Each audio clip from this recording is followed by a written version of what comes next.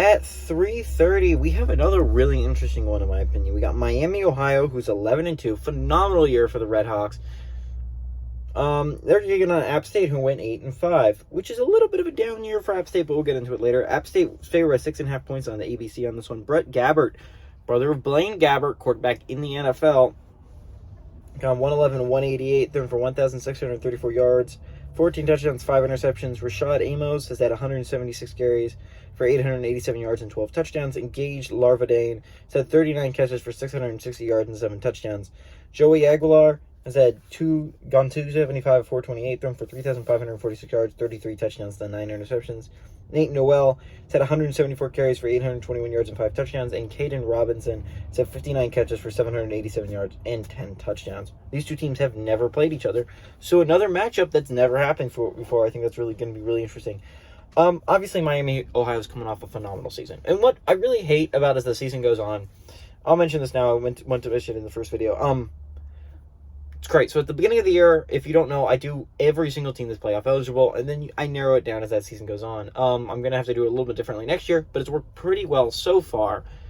And so what's great about that is, obviously, at the beginning of the year, I have a lot more time than at the end of the year, and so at the beginning of the year, I have all this free time, might as well spend that making videos, and as the year goes on, it naturally narrows itself down to less and less time I have to put into the videos, and that helps me out as final season comes along. So that's really awesome about that.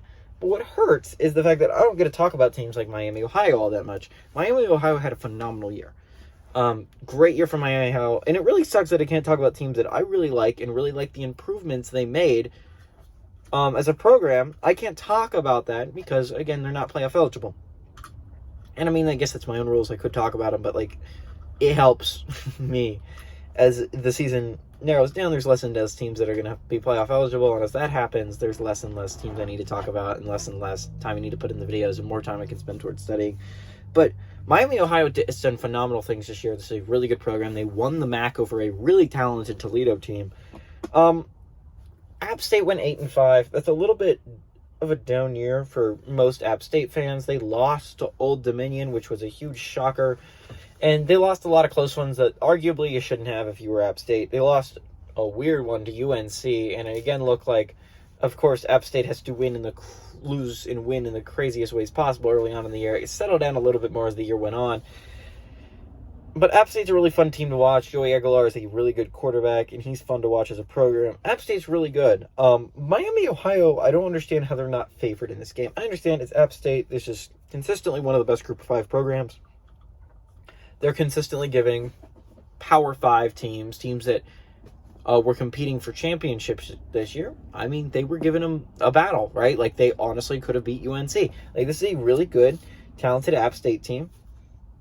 This should be a really good game between Miami, Ohio. I think Miami, Ohio should be favored. I like Miami, Ohio, the Redhawks, to go and beat the App State Mountaineers and pull off the upset.